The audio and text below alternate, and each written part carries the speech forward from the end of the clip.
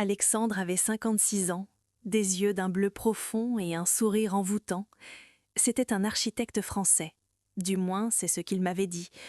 Je lui ai envoyé 340 000 euros, exactement la somme que Philippe m'avait laissée, toutes mes économies de retraite. Et puis un matin, je me suis réveillée pour réaliser qu'Alexandre n'avait jamais existé et que moi, à 67 ans, j'avais tout perdu. Bonjour, je m'appelle Madeleine Rousseau. Je suis ici pour vous raconter une histoire difficile à croire, mais qui figure dans les dossiers du tribunal avec un numéro de référence, une histoire vraie. J'ai 68 ans et je suis professeure de littérature à la retraite. Pendant 40 ans, j'ai enseigné la littérature française au lycée Masséna. J'ai fait découvrir Balzac, Flaubert et Victor Hugo à mes élèves. J'ai lu des milliers de romans d'amour, analysé des centaines de fins tragiques, mais je n'aurais jamais imaginé qu'un jour, la plus grande tragédie se produirait dans ma propre vie. Et quelle ironie cruelle! En tant que professeur de littérature, je connaissais les plus belles déclarations d'amour, mais je n'ai pas su distinguer le véritable amour de l'imposture. Ceci est une histoire de solitude, mais c'est aussi une histoire d'escroquerie, une histoire de trahison. Mais à la fin, et je vous le promets, c'est une histoire de justice triomphante. Maintenant, avant de commencer, j'ai une petite faveur à vous demander. Cette vidéo n'est pas seulement mon histoire, c'est la réalité vécue par des milliers de femmes chaque jour. Si cette histoire vous apprend quelque chose, s'il vous plaît, aimez-la. Surtout pour toutes les personnes de plus de 50 ans qui se sentent seules. Partagez-la avec vos amis, votre famille. Abonnez-vous à la chaîne Histoire de Madeleine, car je continuerai à raconter des histoires éducatives tirées de la vie réelle. Et écrivez-moi dans les commentaires votre âge, d'où vous venez, parce que savoir combien de personnes ces histoires touchent me motive, et peut-être que votre histoire servira de leçon à d'autres. L'histoire commence en octobre 2023.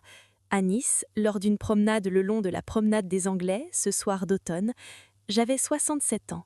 Je regardais les vagues de la Méditerranée, je sentais le vent qui passait entre les palmiers. J'étais seule, mais cette solitude était devenue une habitude. J'avais perdu mon mari Philippe 3 ans auparavant. Après 45 ans de mariage, une crise cardiaque, soudaine, inattendue.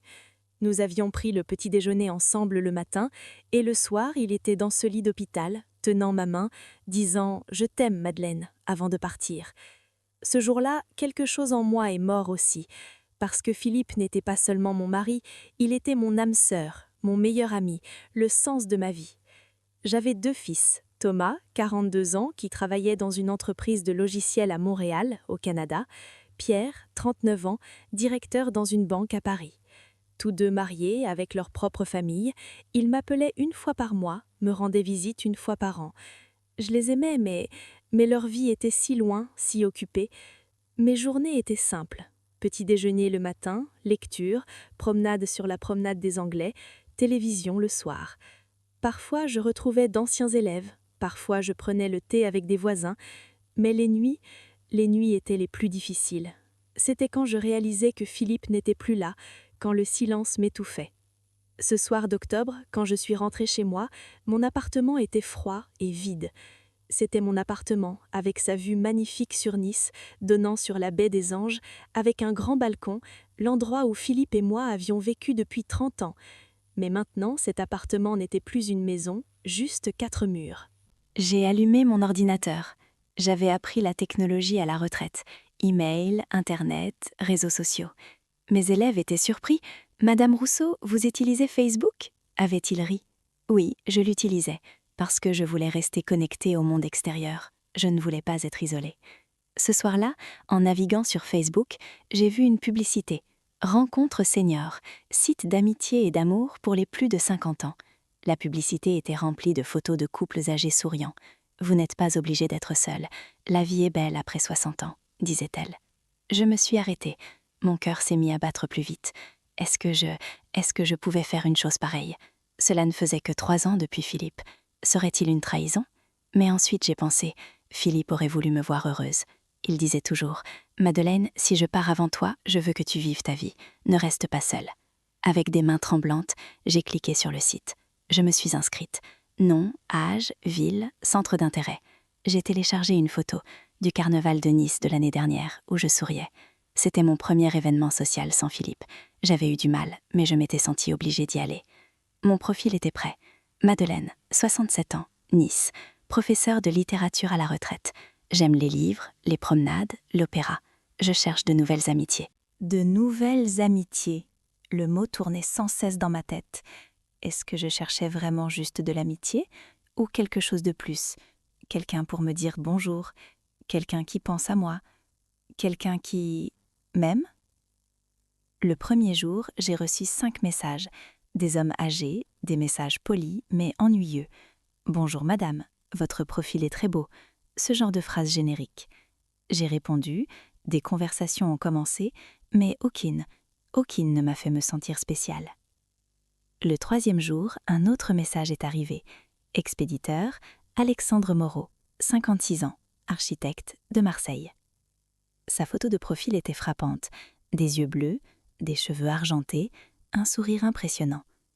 Mais ce n'était pas seulement la photo, son message était différent. Chère Madeleine, j'ai lu votre profil et j'ai été très impressionnée. Une professeure de littérature. Moi aussi j'adore Balzac. Comprendre le paradoxe amour et argent de Balzac prend toute une vie. Le père Goriot est mon préféré. Le sacrifice d'un père pour ses enfants. Combien c'est tragique, mais combien c'est beau.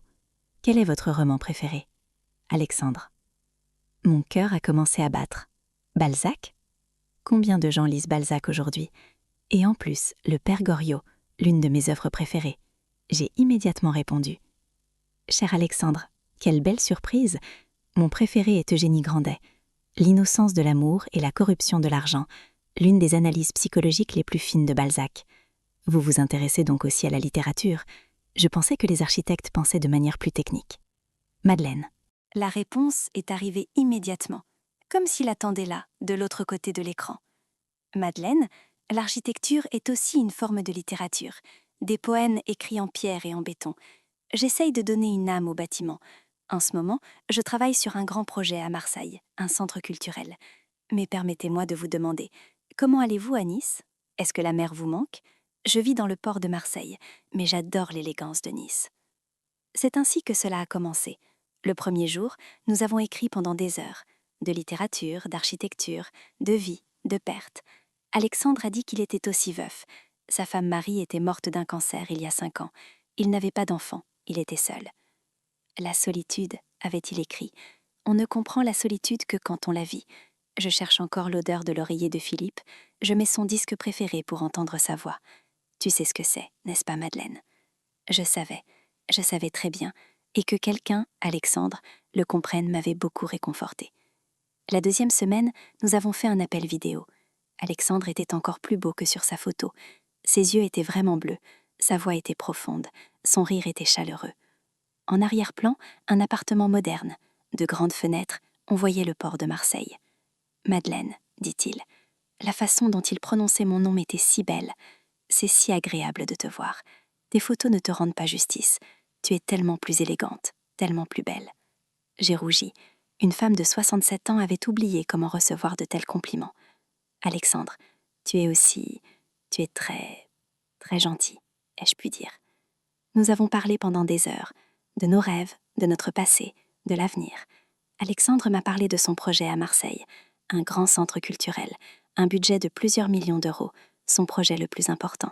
« Quand ce sera fini, dit-il avec enthousiasme, je t'inviterai à Marseille, je te montrerai le bâtiment, je serai fière de toi. » Moi? Ai-je dit surprise. Mais nous venons juste de nous rencontrer, Alexandre. Je sais, Madeleine, mais parfois la connexion se fait immédiatement. Est-ce que tu le sens, ou est-ce que je vais trop vite? Est-ce que je le sentais? Oui, je le sentais. Pour la première fois en 3 ans, il y avait une chaleur en moi, une excitation. Je me réveillais le matin en attendant le message d'Alexandre. Pendant la journée, je voyais quelque chose et je me disais « Je dois raconter ça à Alexandre ». Les nuits n'étaient plus si solitaires, parce qu'avant de dormir, je partageais avec lui un message, un emoji, un « Bonne nuit, mon amour ». Mon amour. Oui, à la 3e semaine, nous avions commencé à utiliser ce mot. Alexandre l'a dit en premier. « Je t'aime, Madeleine. Je sais que c'est trop tôt, mais je suis tombé amoureux de toi. » Et moi aussi, j'étais tombée amoureuse. Ou je pensais être tombée amoureuse. Tout allait si vite, nous ne savions pas quoi faire. La 4e semaine, Alexandre est arrivé avec une surprise. Lors d'un appel vidéo, « Madeleine, je veux te montrer quelque chose », dit-il. Il a changé l'angle de la caméra. Sur le mur, un grand dessin architectural était accroché. « C'est ton bâtiment, Madeleine. Centre culturel Madeleine. Je veux nommer le bâtiment en ton honneur, parce que tu m'inspires. » Mes yeux se sont remplis de larmes. « Alexandre, c'est incroyable, mais pourquoi ?»« Parce que tu es spéciale, Madeleine. Parce que pour la première fois de ma vie, je me suis vraiment attachée à quelqu'un. Et je veux que ce bâtiment soit un monument à notre amour. » Cette nuit-là, je n'ai pas pu dormir. Mon cœur était en fête. Un bâtiment en mon nom, qu'Alexandre était romantique, qu'il était attentionné. La 5e semaine, tout a changé. Alexandre a envoyé un message un matin. « Madeleine, mon amour, j'ai de très mauvaises nouvelles. Le projet a des problèmes.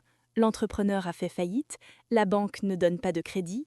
J'ai besoin de 50 000 € de toute urgence pour terminer le projet. Sinon, tout s'arrête.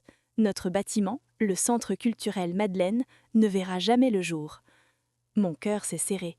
« Alexandre, je suis tellement désolée, mais tu ne peux pas trouver un autre entrepreneur ? Il n'y a pas de temps, Madeleine. Les contrats, les délais. Si je ne trouve pas l'argent dans une semaine, la municipalité se retirera du projet et je serai ruinée. » J'ai hésité. Puis j'ai demandé « Alexandre, est-ce que je peux t'aider ?» Un long silence. Puis « Non, Madeleine, je ne peux pas te demander d'argent. Cela salirait notre relation. » « Mais Alexandre, s'il y a vraiment un problème, je veux t'aider. Après tout, le bâtiment est en mon nom, n'est-ce pas ?» Madeleine, sa voix s'est brisée comme s'il pleurait. « Tu es un ange, mais non, je ne peux pas accepter. » J'ai réfléchi toute la nuit. Philippe m'avait laissé 200 000 €. Économie de retraite, assurance vie, maison de vacances vendue. Cet argent était à la banque, je n'y avais pas touché. Je le gardais pour Thomas et Pierre. Mais 50 000 €, ce n'était qu'une partie, et Alexandre en avait vraiment besoin. Et en plus, n'était-ce pas notre bâtiment ? Le lendemain matin, j'ai écrit à Alexandre. « Alexandre, je vais t'envoyer 50 000 €. Mais ce n'est pas un cadeau, c'est un investissement. Quand le projet sera terminé, tu me le rendras. » Alexandre a d'abord refusé. « Non, Madeleine, je ne peux pas prendre ton argent. »« Alexandre, s'il te plaît, je veux faire ça. Tu comptes beaucoup pour moi, et je veux que tes rêves se réalisent. » Il a finalement accepté, mais seulement comme prêt. « Quand je finirai le projet, je te rembourserai chaque centime avec des intérêts, » a-t-il promis. Je suis allée à la banque. J'ai retiré l'argent. J'ai fait le virement vers l'IBAN qu'Alexandre m'avait donné. 50 000 € partis en un clic. Alexandre a pleuré ce soir-là en vidéo. « Madeleine, tu as sauvé ma vie. Tu es un ange, une sainte, une héroïne. Je t'aime tellement. » Et j'étais heureuse, parce que j'avais aidé l'homme que j'aimais. Mais ce n'était que le début. 2 semaines plus tard, Alexandre est revenu avec un autre problème. « Madeleine, les matériaux sont devenus très chers. Les prix de l'acier ont augmenté. Il faut encore 30 000 €. » Cette fois, j'ai hésité. « Alexandre, c'est beaucoup d'argent. Je sais, mon amour, je sais. Mais c'est la dernière fois. Je te le promets, la dernière fois. Juste 30 000 € et le projet sera terminé. Et ensuite, tu récupéreras tout. » J'ai envoyé. Puis, 1 mois plus tard, 40 000 € de plus. Puis 60 000 €. Puis 80 000 €. À chaque fois, une nouvelle crise, une nouvelle urgence, problème d'entrepreneur, retard bureaucratique, taxes imprévues. Et à chaque fois, Alexandre pleurait, s'excusait, disait c'est la dernière fois. En 6 mois, j'ai envoyé un total de 340 000 €, tout ce que Philippe avait laissé. Il ne restait plus rien à la banque. Je vivais maintenant de ma pension de retraite. Thomas et Pierre l'ont remarqué. « Maman, qu'est-il arrivé à l'argent de papa ?» ont-ils demandé. J'ai fait un investissement, ai-je dit. Je n'ai pas pu leur dire que j'avais donné tout mon argent à un ami sur Internet, quelqu'un que je n'avais jamais rencontré en personne. « Quel investissement, maman ?» Thomas était méfiant. Investissement immobilier, à Marseille. Je mentais. Pour la première fois de ma vie, je mentais à mes enfants. Et puis, ce matin est arrivé. Mai 2024, 7 heures du matin. J'ai envoyé un message « Bonjour » à Alexandre, comme je le faisais chaque matin. Le message n'est pas parti. J'ai regardé l'écran. Cet utilisateur est introuvable. J'ai relu les mots encore et encore. Peut-être que j'avais mal compris. Mais non, Alexandre, avec tous nos messages, s'était évaporé comme de la vapeur. J'ai réessayé. Même avertissement. J'ai envoyé un email, il est revenu. Téléphone, numéro non attribué. Alexandre avait disparu. J'ai paniqué. Je l'ai cherché sur Facebook. Son profil était supprimé. WhatsApp, pas de compte. Partout, vide, comme si Alexandre n'avait jamais existé. Je me suis assise, les mains tremblantes, et lentement, la terrible vérité a commencé à s'installer dans mon esprit. J'avais été escroquée. Alexandre n'existait pas. 340 000 € partis. Mon amour était faux, tout était un mensonge. J'avais été si stupide d'envoyer tout mon avenir à un homme que je ne connaissais pas. Ce jour-là, j'ai pleuré pendant des heures. Puis j'ai vomi, puis j'ai pleuré à nouveau. Parce que ce que j'avais perdu n'était pas seulement de l'argent, j'avais perdu l'espoir, l'amour, la croyance que ma solitude était terminée. Et je me dégoûtais. Comment avais-je pu être si stupide? À 67 ans, une femme éduquée, 40 ans d'enseignement, comment avais-je pu être si facilement dupée?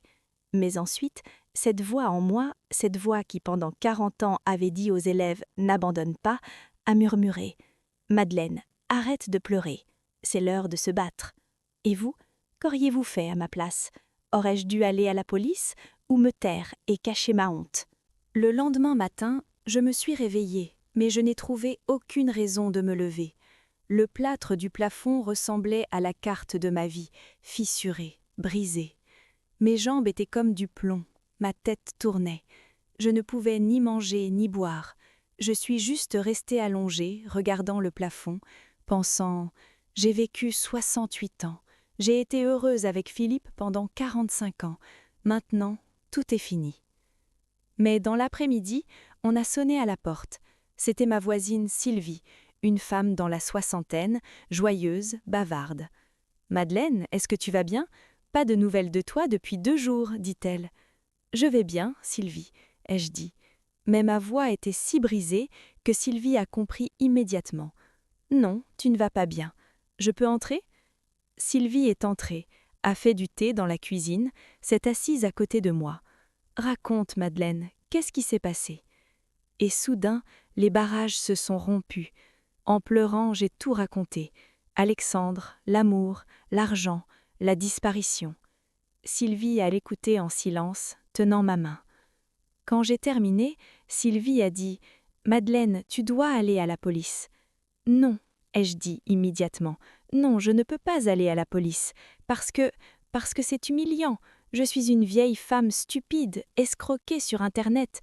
Tout le monde va se moquer de moi. Madeleine, personne ne va se moquer. Ce n'est pas humiliant, c'est un crime, et tu es la victime. Le coupable, n'est-ce pas Alexandre ? Le coupable. Oui, le coupable était Alexandre. Mais ne me sentais-je pas aussi coupable ? Parce que j'avais agi stupidement, j'avais été aveugle, j'avais cru. Sylvie a insisté.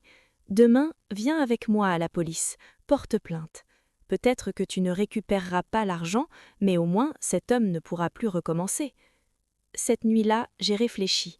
Aller à la police signifiait tout avouer. Thomas et Pierre l'apprendraient. Mes anciens élèves l'apprendraient. Peut-être que les journaux écriraient « Professeur retraité, victime d'une escroquerie sur Internet ». Mais Sylvie avait raison. Si je me taisais, Alexandre trouverait sa prochaine victime, une autre femme seule, une autre Madeleine. Le lendemain matin, je suis allée au commissariat de police de Nice avec Sylvie. En entrant, mes genoux tremblaient. J'ai dit à l'agent de service « Je veux porter plainte pour escroquerie ». Ils m'ont emmenée dans une petite pièce. Des affiches sur les murs « Protégez-vous contre les escroqueries sur Internet. N'envoyez pas d'argent à des inconnus. » Les affiches semblaient me regarder, disant « Nous t'avions prévenu ». L'inspectrice qui est arrivée était Julie Moreau. Dans la quarantaine, visage sérieux mais regard gentil. « Bonjour, mesdames. Rousseau, c'est ça ? Asseyez-vous, je vous prie. » Je me suis assise. Mes mains tremblaient. Julie l'a remarqué. « Madame Rousseau, vous êtes en sécurité ici. Racontez-moi ce qui s'est passé. Je ne suis pas pressée. Je ne juge pas. » Et j'ai commencé à raconter. Le profil d'Alexandre, les messages, les appels vidéo, les transferts d'argent. Chaque mot sortait difficilement de ma bouche. La honte m'étouffait. Julie prenait des notes. Elle ne m'a jamais interrompue, jamais dit « Pourquoi avez-vous fait ça ?» Elle a juste écouté. Quand j'ai terminé, Julie a dit gentiment « Madame Rousseau, tout d'abord, je veux vous remercier. Venir ici demande beaucoup de courage, et je veux que vous sachiez, ce n'est pas votre faute. » Mais, ai-je dit, mais j'ai été si stupide, je ne l'ai jamais rencontré en personne, juste sur Internet. Madame, ces escrocs sont des professionnels. Ce sont des experts en psychologie. Ils trouvent vos moments de faiblesse, la solitude, le deuil, l'espoir, et ils les exploitent. Vous n'êtes pas coupable, eux le sont. Mes yeux se sont remplis de larmes et je suis revenue à moi. Pour la première fois, quelqu'un disait « Ce n'est pas ta faute ». Pour la première fois, je me sentais un peu moins stupide. Julie a continué. « Maintenant, je vais vous dire la vérité. Ce genre d'affaires, elles sont très difficiles, parce que l'argent part généralement à l'étranger. Afrique, Europe de l'Est, Asie. Le suivre est presque impossible. Mais nous allons quand même enquêter. Donnez-moi tout. Capture d'écran, email, relevé de virement bancaire. » J'ai tout donné. Téléphone, ordinateur, documents. Julie a examiné. « Intéressant, dit-elle. L'IBAN d'Alexandre est en Algérie. Et le numéro de téléphone est virtuel, acheté sur Internet. Les photos de profil sont probablement volées, les photos de quelqu'un d'autre.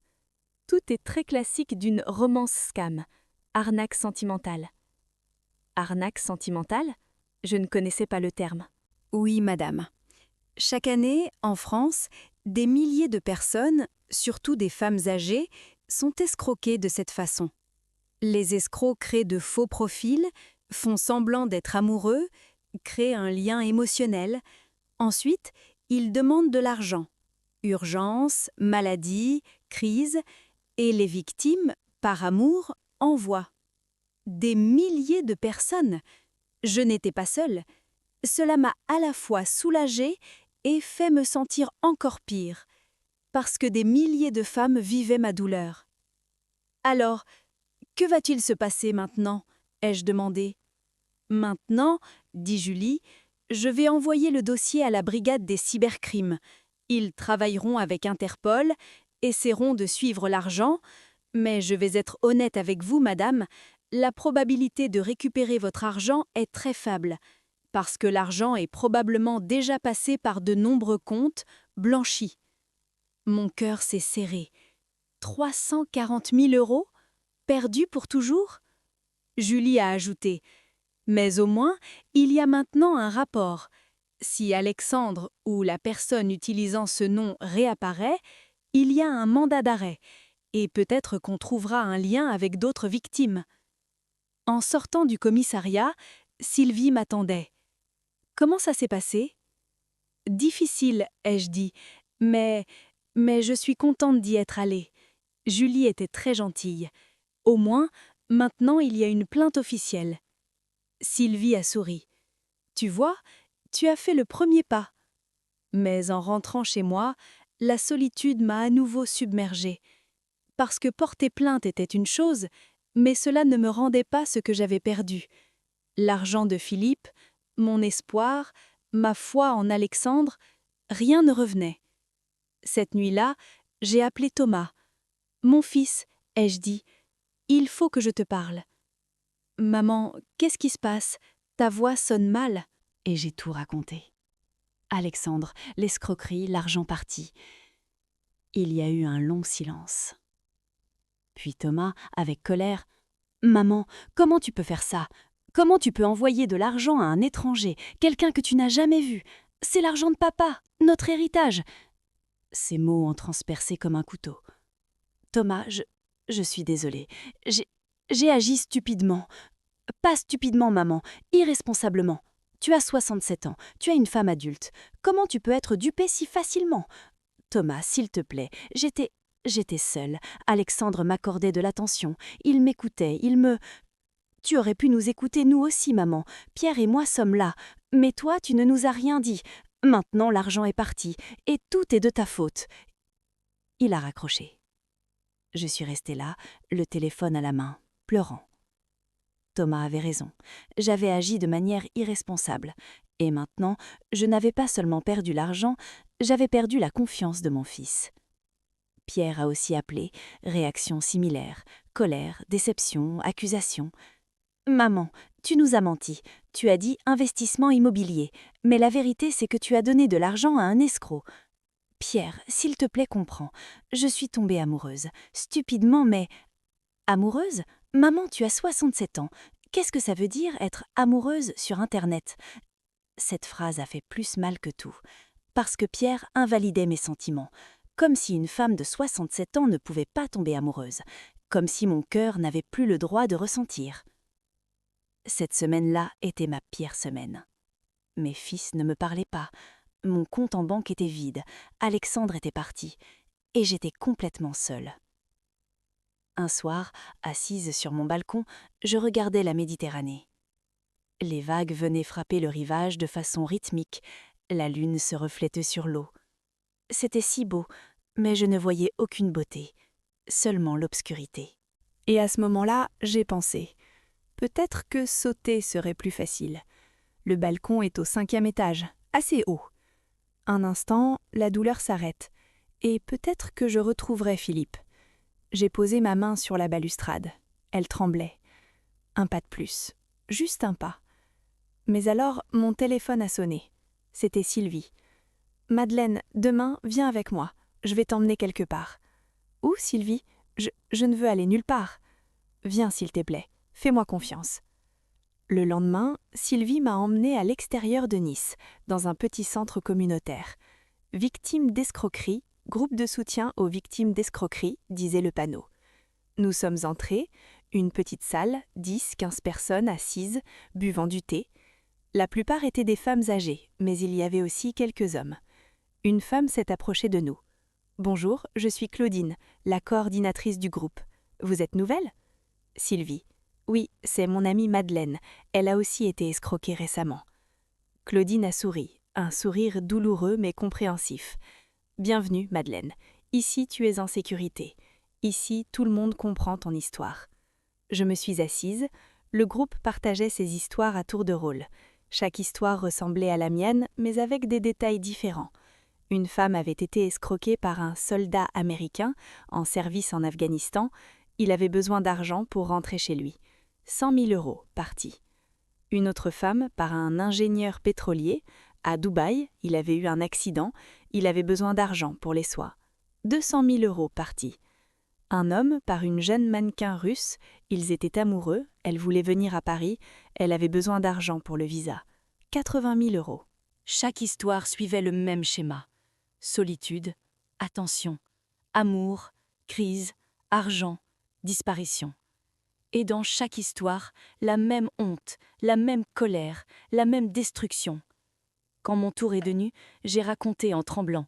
Alexandre, mon bâtiment, les 340 000 €. Quand j'ai fini, le groupe était silencieux. Puis, une femme, Françoise, 72 ans, a dit « Madeleine, tu n'es en rien coupable. Ces gens sont des professionnels. Ils attendent nos moments les plus faibles et ils attaquent. Tu es une victime, lui est le coupable. » Les mêmes mots que Julie avait dit. Mais cette fois, venant d'autres victimes, cela semblait plus réel. Claudine a ajouté « Madeleine, nous avons tous vécu la même douleur ici, et nous savons tous, se blâmer soi-même est le plus grand ennemi. Tu n'es ni stupide ni faible, tu voulais juste être aimé, et ce n'est pas un crime. » Ce jour-là, je suis restée 3 heures dans le groupe. Pour la première fois en 3 ans, je me suis sentie comprise, parce que ces gens connaissaient ma douleur, ils l'avaient vécue. En rentrant, Sylvie a demandé « Comment tu te sens ?»« Plus moins seule, ai-je dit, mais je suis toujours en colère, contre Alexandre, contre moi-même, contre tout. » La colère est bonne, Madeleine, la colère fait bouger. Maintenant, la question est, qu'est-ce que tu vas faire de cette colère ? J'ai réfléchi. Qu'allais-je faire ? Continuer à pleurer assise ou allais-je faire quelque chose ? Cette nuit-là, j'ai reçu un email de Julie Moreau. Madame Rousseau, Interpol a répondu. L'IBAN utilisé par Alexandre Moreau est lié à 5 affaires d'escroquerie différentes en Algérie. Le suspect est probablement membre d'un gang en Algérie, mais aucune arrestation n'a encore eu lieu. Je suis désolée. Un gang en Algérie, donc Alexandre n'était même pas en France. Peut-être que son vrai nom n'était même pas Alexandre, peut-être que ce n'était même pas un homme. Mais il y avait quelque chose d'autre à la fin de l'email. De plus, il y a d'autres plaintes avec un profil similaire. Si vous le souhaitez, vous pouvez contacter d'autres victimes. Peut-être qu'ensemble, vous pourrez rassembler plus d'informations. D'autres victimes. Donc je n'étais pas seule. Il y avait d'autres Madeleines. J'ai répondu à Julie. Oui, je veux rencontrer les autres victimes. S'il vous plaît, partagez les coordonnées. 2 jours plus tard, j'ai reçu les adresses e-mail de 4 femmes. Je leur ai écrit à toutes. Bonjour, je suis Madeleine. J'ai aussi été escroquée par Alexandre Moreau. Je voudrais vous rencontrer. Les réponses sont arrivées immédiatement. Moi aussi. Le mien s'appelait Pierre Devereux. Il m'a dit qu'il s'appelait Jean-Luc Martin. Les noms étaient différents, mais le profil était le même. Beau, d'âge moyen, architecte, ingénieur, médecin, veuf, romantique, crise. Une semaine plus tard, nous nous sommes toutes rencontrées à Nice. 5 femmes, 60, 75 ans, nos pertes totales s'élevaient à 1,2 million d'euros. Chacune de nous était tombée dans le même piège, avait vécu la même douleur. Mais cette rencontre n'était pas seulement pour pleurer, c'était pour établir une stratégie. Nous, ai-je dit, nous n'allons pas attendre la police. Menons notre propre enquête, parce que ce gang cherchait sa prochaine victime, et nous pouvons l'arrêter. Une des femmes, Isabelle, a dit « Mais comment, Madeleine? Nous sommes juste de vieilles femmes, pas des détectives. » J'ai souri. « Non, Isabelle, nous ne sommes pas de vieilles femmes, nous sommes des femmes qui ont survécu, expérimentées, déterminées. Et si nous unissons nos connaissances, nous pouvons trouver ce gang. » Ce jour-là, nous avons fait un plan, et ce plan allait changer ma vie, et peut-être la vie de milliers de femmes. Alors, qu'auriez-vous fait à notre place? Auriez-vous poursuivi les escrocs ou auriez-vous abandonné? Écrivez-le dans les commentaires. Notre plan était le suivant. Traquer les traces numériques d'Alexandre, ou du gang utilisant ce nom. Mais comment? Nous étions 5 femmes âgées, pas des pirates informatiques, pas de détectives. Mais le gendre d'Isabelle, Christophe, était un expert en cybersécurité. Nous lui avons expliqué la situation. Au début, il a dit « C'est trop dangereux, laissez ça à la police ». Mais ensuite, voyant les larmes d'Isabelle, il a dit « D'accord, je vais vous aider, mais vous devez être prudente ». Christophe nous a enseigné les outils de base. Comment les faux profils sont créés, comment les adresses IP sont suivies, comment faire une recherche inversée d'images volées. Chaque soir, nous nous réunissions chez Isabelle, passant des heures à faire des recherches avec nos ordinateurs portables.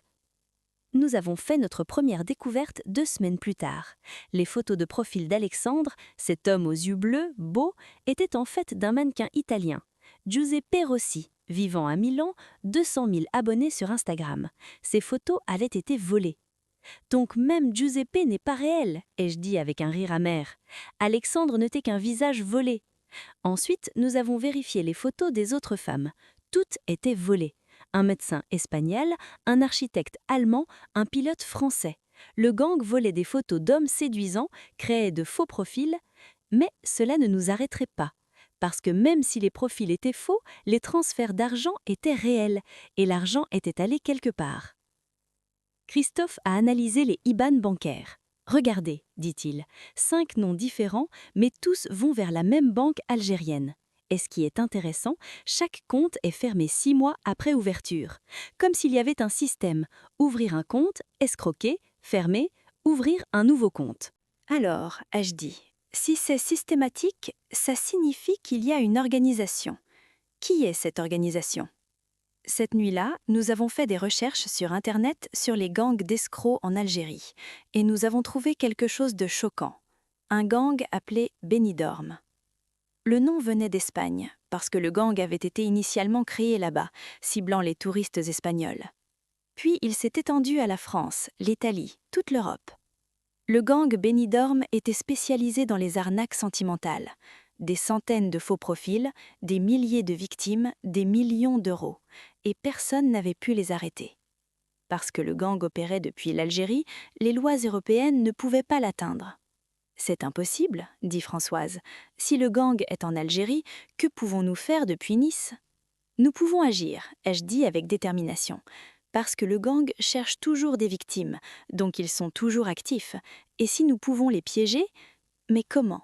Ils nous avaient dupés. Comment allions-nous les duper maintenant ? Isabelle a eu une idée. Créons un faux profil, une femme riche, seule, vulnérable, et forçons-les à venir vers nous. Mais ils sont expérimentés, ai-je dit. Ils reconnaîtront un faux profil. Non, dit Christophe. Si le profil est suffisamment convaincant, ils pourraient venir, parce que la cupidité aveugle toujours la vigilance. Pendant 1 semaine, nous avons créé le profil faux parfait. Nom, Marguerite Blanc, 70 ans, veuve, vivant à Cannes, propriétaire d'une villa de luxe, femme d'affaires retraitée. En créant Marguerite, je recréais en fait mon ancienne moi, une femme naïve, pleine d'espoir, croyant en l'amour. Photos, des vraies photos que nous avons prises avec la tante de Christophe, mais la tante vivait au Canada. Personne ne la trouverait en France. Nous avons mis le profil sur divers sites de rencontres seniors et nous avons attendu. 2 semaines plus tard, le premier message est arrivé. « Bonjour Marguerite, je m'appelle Philippe Durand. Votre profil est très élégant. J'aimerais faire votre connaissance. » Photo de profil, encore beau, d'âge moyen, ingénieur. Mon cœur s'est mis à battre. Est-ce que c'est eux ? Christophe a vérifié la photo. Oui, cette photo est aussi volée, d'un mannequin belge. C'est définitivement le gang. En tant que Marguerite, j'ai répondu « Bonjour Philippe, ravi de faire votre connaissance. Où habitez-vous » Et le jeu a commencé. Philippe, ou la personne qui jouait son rôle, se comportait exactement comme Alexandre. Gentil, romantique, attentionné. Nous avons parlé de littérature, d'art, de vie. Nous ne pouvions pas faire d'appel vidéo, sous prétexte que la caméra était cassée, parce que Philippe n'avait pas de visage, juste des photos volées. 3 semaines plus tard, ce que nous attendions s'est produit. Philippe a écrit « Urgence ». « Marguerite, mon amour, quelque chose de terrible est arrivé. Mon frère a été hospitalisé. Il va avoir une opération, mais je n'ai pas d'argent. Il faut 20 000 €. Je sais que c'est beaucoup, mais... » Le piège était tendu. Mais maintenant, qu'allions-nous faire ? J'ai immédiatement informé Julie Moreau. « Inspectrice, nous avons établi un contact avec le gang. Il me demande de l'argent. » Julie est venue tout de suite. « Madeleine, c'est très dangereux. Vous n'êtes pas des détectives professionnels. » « Je sais, Julie, mais c'est notre chance. Si nous envoyons de l'argent, une petite somme, peut-être que vous pourrez suivre le compte, peut-être que vous trouverez le gang. » Julie a réfléchi. « D'accord, mais la police contrôlera. Vous enverrez juste des messages, rien d'autre. » Nous étions d'accord. La police a organisé un virement bancaire traçable, 5 000 €, avec un code secret à l'intérieur. Si le gang retirait l'argent, la police pourrait le suivre. En tant que Marguerite, j'ai écrit à Philippe. « Mon amour, je vais t'aider. Voici 5 000 € pour ton frère. » L'argent a été envoyé et nous avons attendu. L'équipe de Julie a surveillé l'argent 24 heures sur 24. Où irait-il ? 2 jours plus tard, l'argent est passé sur un compte en Algérie, puis sur un autre compte, puis en Tunisie, puis au Maroc. L'argent se déplaçait rapidement, était blanchi. Julie a dit « Nous le perdons, il se déplace trop vite. » Non, ai-je dit, nous n'allons pas perdre. Je vais continuer à parler avec Philippe, peut-être qu'il fera une erreur, peut-être qu'il dira quelque chose. Cette nuit-là, Philippe a envoyé un message. « Marguerite, merci mon amour, tu es une sauveuse. Mon frère a été opéré, il se remet maintenant. Je ne sais pas comment te remercier. » J'ai vu l'opportunité. « Philippe, je veux te voir, en personne. Viendras-tu à Cannes ?» Long silence. Puis, « Marguerite, je suis actuellement à Marseille, j'ai du travail. Peut-être le mois prochain. » Non, Philippe, ce mois-ci, parce que je veux savoir si tu es réel. Si tu m'aimes, tu viendras. Silence encore plus long. Puis, « D'accord, mon amour, je viens. Samedi prochain, retrouvons-nous à Cannes. » Mon cœur s'est arrêté. Viendrait-il vraiment ou s'enfuirait-il ? J'ai immédiatement informé Julie. « Inspectrice, Philippe vient à Cannes, samedi. » Julie était surprise. « Vraiment ? C'est inattendu. Habituellement, le gang ne se rencontre jamais en personne. Peut-être qu'ils sont trop cupides, peut-être qu'ils veulent me soutirer plus d'argent. Ou, dit Julie, peut-être qu'ils tendent un autre piège. Madeleine, c'est très dangereux, tu ne peux pas aller à cette rencontre. » « Mais Julie, c'est notre seule chance. » « Non, Madeleine, tu n'iras pas. Mais nous irons en tant que police. Opération secrète. Nous avons fait un plan. Samedi, à Cannes, sur la Croisette, dans un café, nous nous rencontrerions. Marguerite s'assiérait à la table, mais pas la vraie Marguerite, une agente de police, habillée comme une femme âgée. Moi et les autres femmes, nous observerions de loin. Julie et son équipe, en civil, seraient dans les environs. Samedi est arrivé. Juin, Cannes était ensoleillé et bondé. Le festival de cinéma approchait. Les touristes étaient partout. Une foule parfaite. Nous pouvions nous cacher. 15 heures, l'heure du rendez-vous. Au café, l'agente de police, dont le nom de code était Colette, la cinquantaine, mais maquillée pour paraître 70 ans, s'est assise. Nous étions dans un café en face, observant de loin.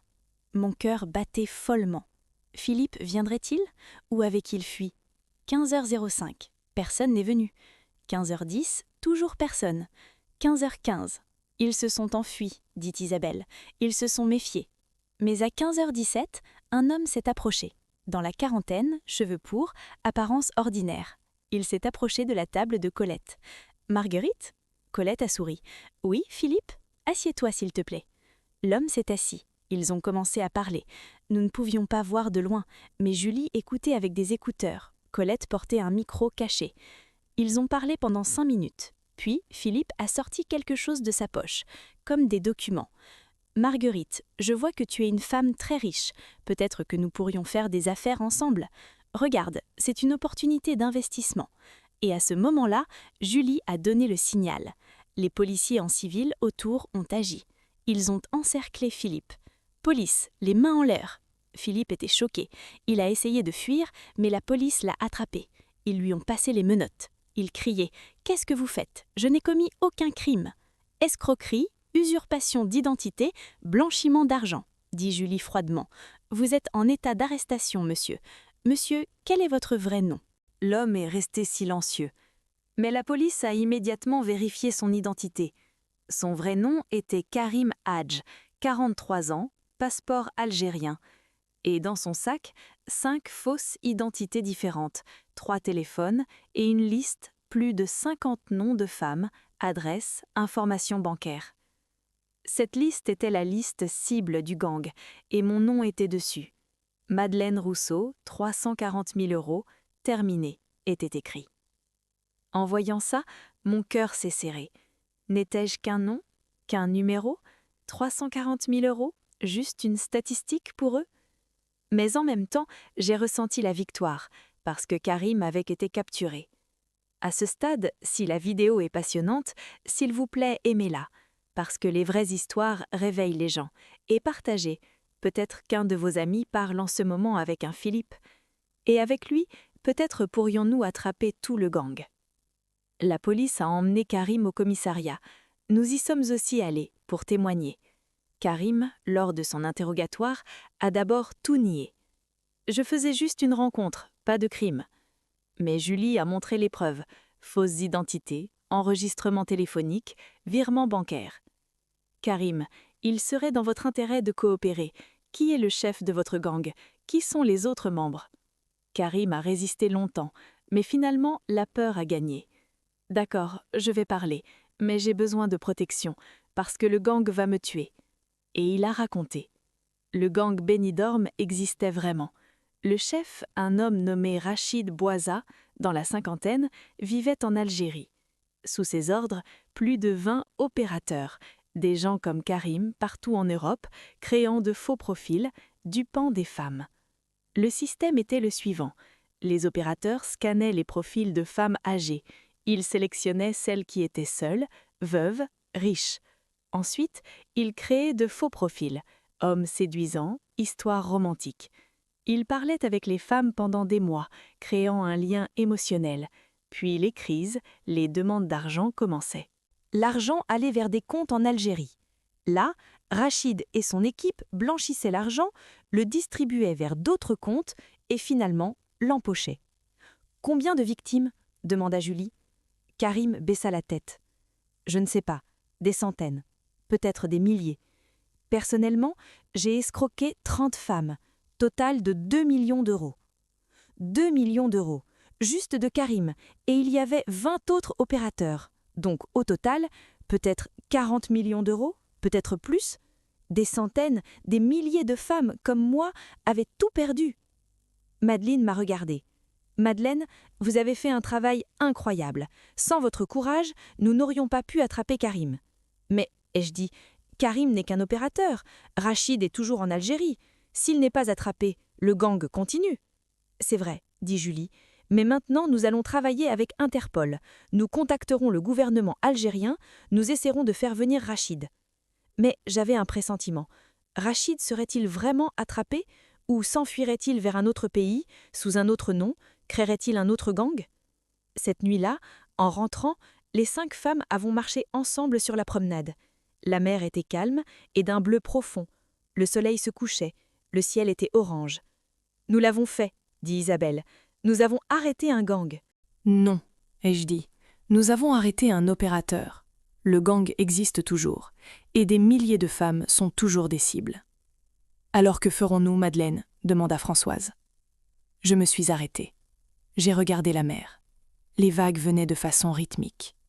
Et à ce moment-là, j'ai pris une décision. Nous, ai-je dit, nous allons créer une organisation, une association. Notre but, protéger les femmes âgées des arnaques sentimentales. Éducation, sensibilisation, soutien. Et plus jamais, aucune femme ne vivra notre douleur. Cette décision allait changer ma vie. Mais je ne savais pas encore à quel point elle la changerait. Qu'en pensez-vous ? Que pensez-vous de notre idée d'association ? À notre âge, pouvons-nous encore nous battre ? Vos commentaires sont très importants. Parce que dans un instant, vous allez voir, nous n'avons pas seulement créé une association. Nous avons commencé une révolution. Nous avons créé l'association. Son nom, Cœur protégé, Kurunan Kalper. Notre objectif, protéger les femmes de plus de 50 ans des arnaques sentimentales. Nous étions 5 femmes, les fondatrices. Mais un bureau, un budget, un statut officiel, rien de ce dont nous avions besoin.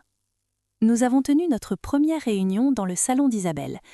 Alors, dit Françoise, nous avons créé une association. Maintenant, que faisons-nous ? Nous n'avons pas d'argent. Elle avait raison. J'avais perdu 340 000 €, les autres femmes des montants similaires. Personne n'avait d'argent à donner. Nous trouverons de l'argent, ai-je dit. Mais d'abord, nous avons besoin d'un plan.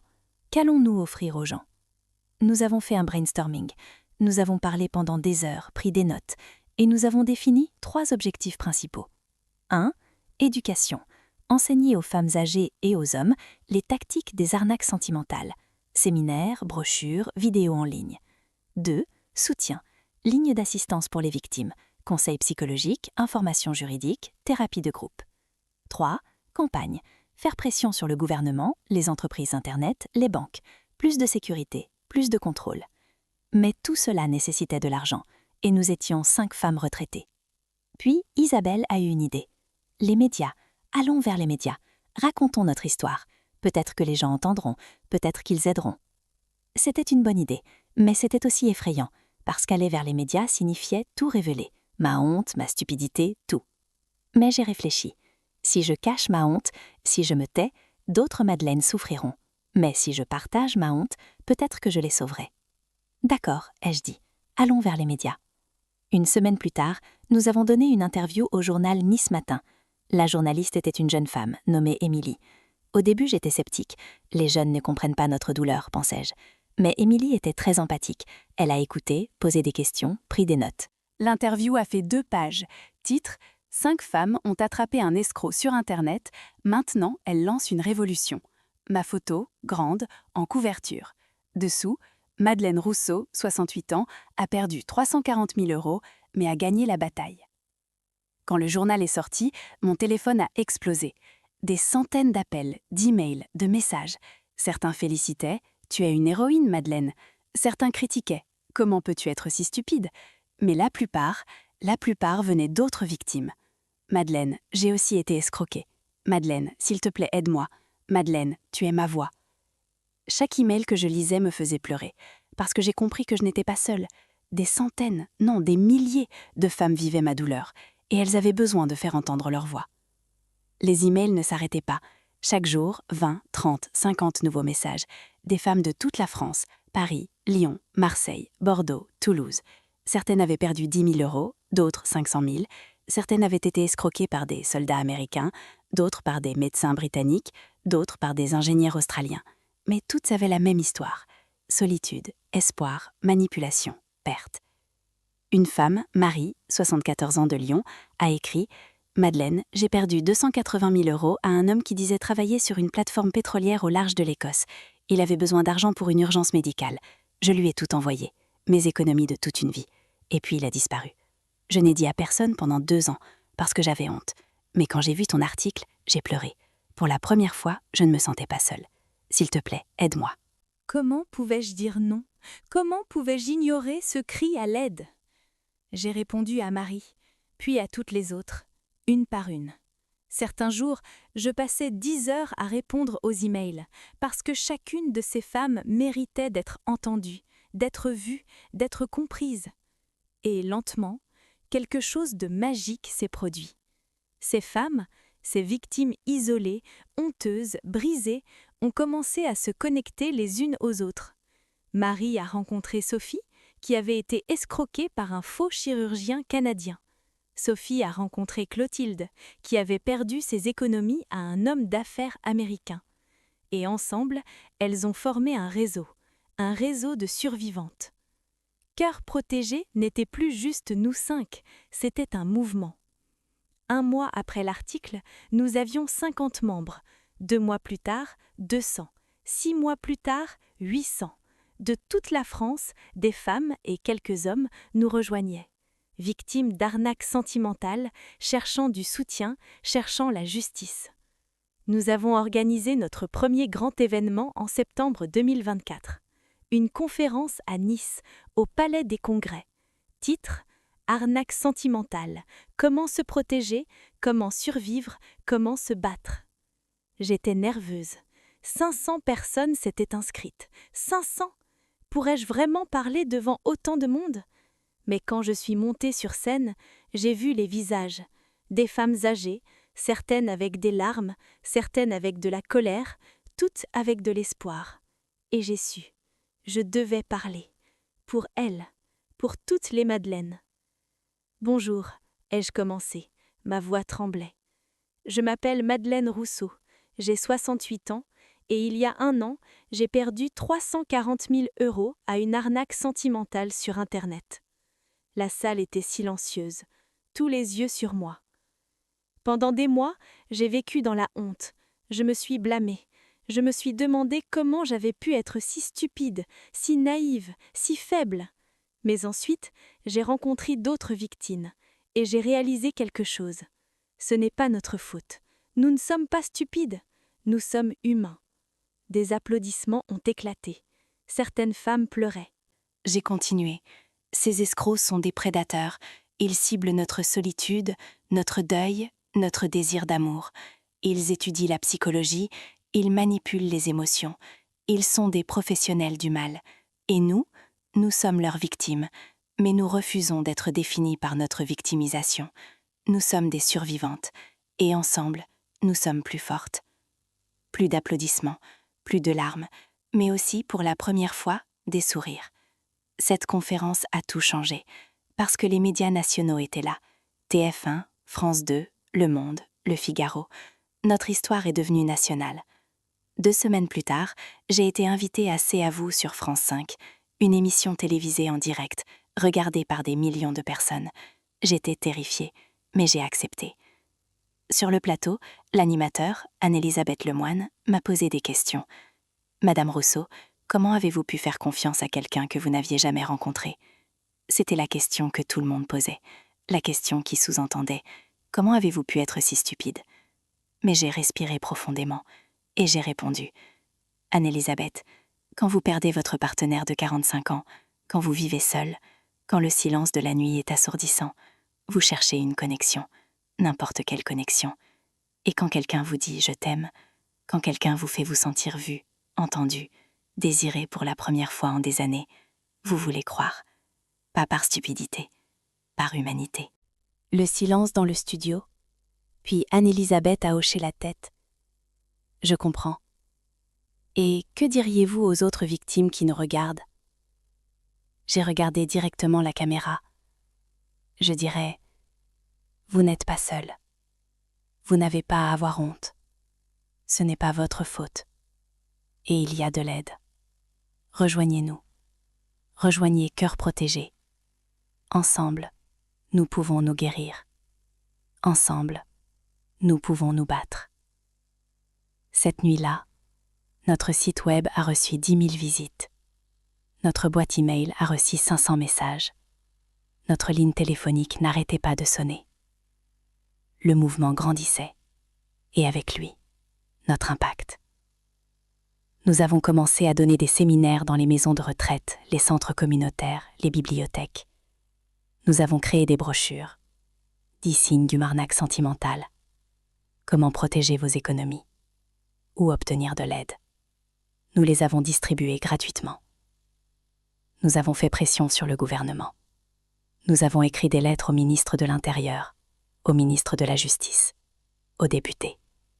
Nous avons demandé plus de budget pour la lutte contre la cybercriminalité, des lois plus strictes contre les arnaques sentimentales, de meilleures protections pour les consommateurs âgés. Et, incroyablement, ils ont écouté.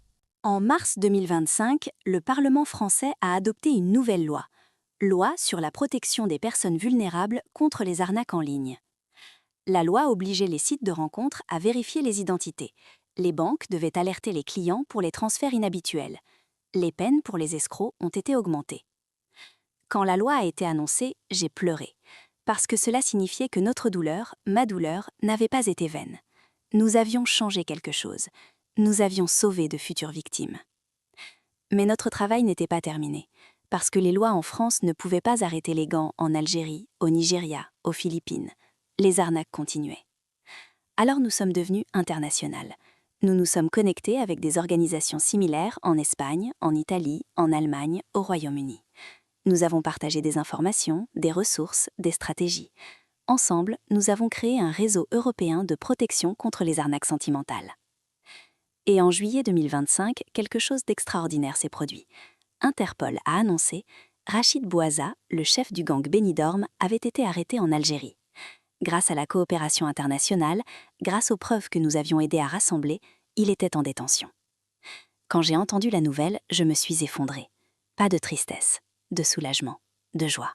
Parce que l'homme qui avait ruiné ma vie et les vies de milliers d'autres allait enfin faire face à la justice. Aujourd'hui, en décembre 2025, Cœur Protégé compte 3000 membres.